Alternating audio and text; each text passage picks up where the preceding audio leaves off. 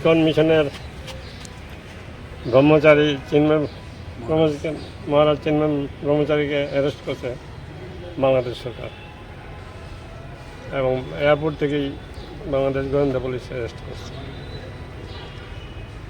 চিন্ময় মহারাজকে অ্যারেস্ট করে নিয়ে সারা দেশে কিন্তু হিন্দুদের মধ্যে সনাতন পন্থীদের এবং খ্রিস্টান বৌদ্ধ সমস্ত অমুসলিম সম্প্রদায়ের মধ্যে চলছে, প্রতিবাদ চলছে। এই ধরনের ঘটনা নতুন নয়। ইস্ট পাকিস্তানের জন্মের পর থেকে শুরু হয়েছে হিন্দুদের উপর অত্যাচার।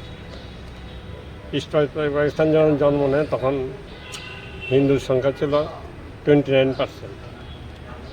আজকে সেই বাংলাদেশে এসে 6% বা 6.5% হিন্দুতে।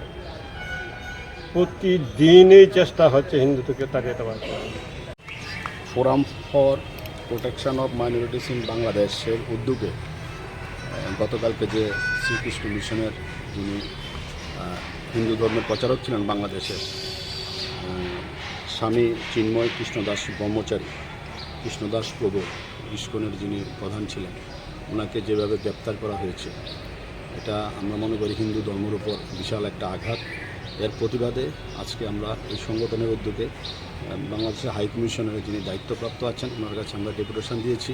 ওনাকে আমরা প্রভুজিকে বিনা শর্তে অবিলম্বে মুক্তি দেওয়ার জন্য আমরা দাবি করেছি। কিছুদিন আগে আমরা একটা মিছিলও করেছিলাম। আমরা হিন্দুদের উপর নির্যাতন বন্ধের দাবি জানাচ্ছি।